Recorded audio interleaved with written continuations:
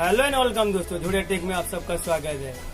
चलिए चलते हैं, आज कुछ नया करते हैं क्योंकि आज होने वाला है Redmi Mi 6 का, जो कि अनबॉक्सिंग वीडियो। चलो देखते हैं।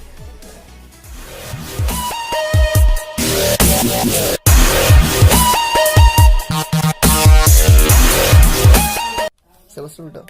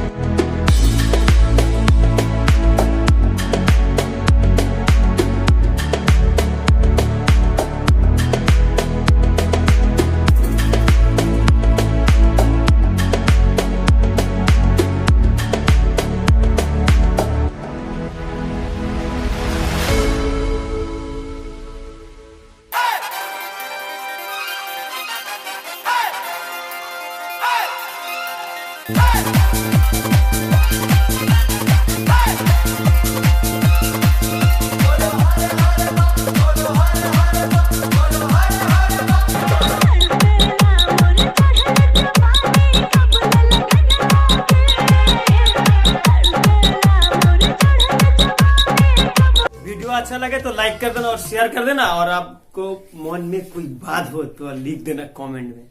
मेहमान हो तो सब्सक्राइब कर देना और पास में जो बेल का आइकन है